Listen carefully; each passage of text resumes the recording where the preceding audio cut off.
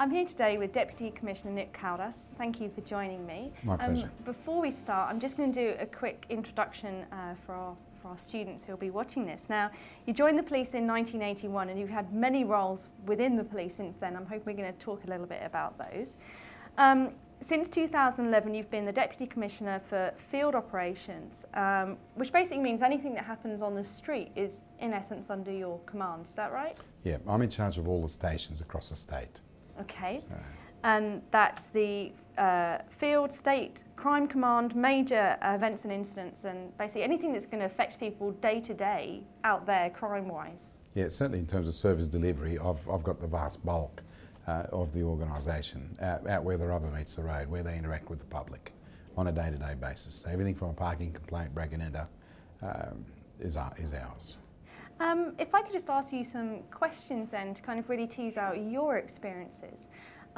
Really, we're looking at different aspects of transnational and organised crime. That's the focus for our students today.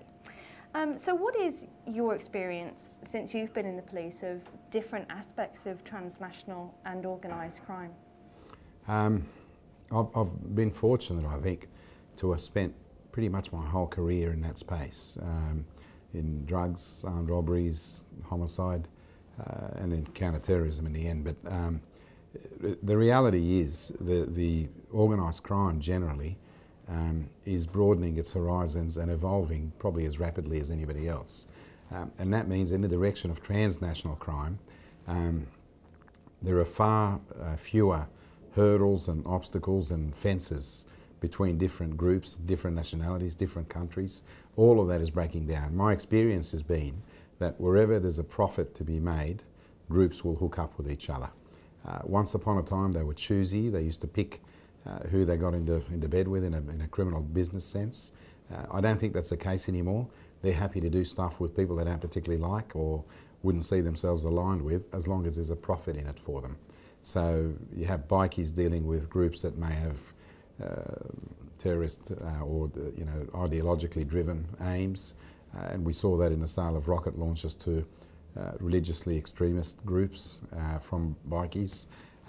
You have people from one ethnic group dealing with a completely different ethnic group that may not necessarily get on in the normal world, but in a criminal world they see themselves as making $1, and that's really all they're worried about. So it really is an underground economy, in essence. It is. And the only thing I would add to that is that I know some people would say that some of this stuff is victimless. I don't think any crime is really victimless. There's a victim somewhere down the chain, the food chain, who suffers from drugs that are being sold, whether they're recreational or otherwise, prostitution, whatever it might be. If there's a law that says you shouldn't be doing this, there's usually a reason for it. Yeah, it's not just because the police want to control other people, it's to protect the citizens. Exactly, yeah, exactly. Have you seen the patterns and methods of these criminal activities changing throughout your career then? I think probably there's two big changes that I think have happened, and I may be racing ahead a little bit, ahead of myself. But one is that internationalisation, if you like, of crime. Crooks are not scared to look beyond their own team, their own state, their own borders, to see if there's something they can do with groups elsewhere. If there's a profit in it, they'll be in it. And if it means taking more risk, they're not averse to that. They're happy to do that. The second thing that's really changed, and it's probably the single biggest thing that's affecting certainly transnational crime and organised crime today, is cybercrime and cyber-enabled crime. It has so many tentacles that it's evolving as rapidly as we can try and keep up with it, as quickly as the legislation can keep up with it. And some would argue that the legislation is being left behind. It's not quite keeping up with the evolving nature of it. You have to say that the criminals in that space are very innovative. They've shown a great deal of initiative. They're not scared to try new things, very, very innovative things. And there are a lot of gullible people out there who fall to this stuff. People are getting emails asking them for their passwords, and they're giving it. People are being asked to deposit money into an account because they've won money, and they're doing it. All of that stuff is obviously quite harmful to the community. stolen identities, whether it's a credit card that was stolen through the mail, not having been delivered, or somehow through the internet, people gaining details of somebody else's details and doing something with it to commit crimes. All of that is happening, you know, on a really, really massive scale internationally. But everything is in the cloud now, isn't it? All of my bank details, you know, you put them into your iPad or your phone or whatever, but it's all vulnerable. It is very, very, very vulnerable.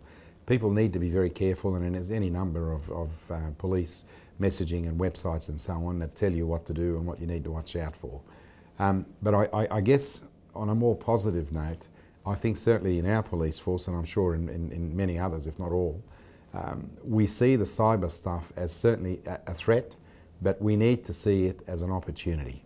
There's a lot of good that police can do using the internet, using technology. We saw examples recently with floods and fires and so on, where the authorities, us, we used Twitter, Facebook, text messaging, many really varied forms, all electronic, of telling people what was happening, telling them if they have to get out of a particular area, telling them what to do, telling them who to contact, keeping them up to date with people who have been reported missing, giving them an opportunity to give information to the authorities. All of that is happening as we speak. So it's a two-way street then, so there's bad things happening, there's also very positive things. Absolutely, yeah, absolutely. I guess it's up to police generally, law enforcement, across the Western world at least, to recognise the opportunities that exist in the e-commerce and cyber area. And while tackling the crime, they need to focus on how they can turn the positives into winning margins for them. What, in your opinion, is the most serious type of transnational or organised crime affecting the lives of everyday Australians? I'd probably go back to cybercrime, but it's probably more than that, if I can broaden on that a little bit. We're getting more and more examples, very recently in fact, of fake DVDs, fake handbags, fake all of that sort of stuff. That stuff is looming as something that's become quite significant, and there's a lot of money involved, billions of dollars in a black market that exists across the Western world and probably the rest of the world. If you tie that in with cybercrime in terms of people having access to somehow being able to manufacture fakes across a gamut of fields, whether it's dishes that receive foreign channels, handbags, shoes, CDs, DVDs, all of that stuff is capable of being faked by people who obviously don't have to pay for copyrights or anything else, and therefore they have a massive profit margin. Even cigarettes, I know there is an illicit trade in tobacco, both stolen and faked cigars or cigarettes. It's not something that people think about, but it appears in many instances to be something that yields more profit for the criminals than drugs, for instance, and carries far less risk. And that's where it's that balance, I guess, for the criminals. If they can do something that is less risky, less likely to be caught, but even if you are caught, it's not viewed as seriously by the courts, and you can make a lot of money out of it, Bob's your uncle.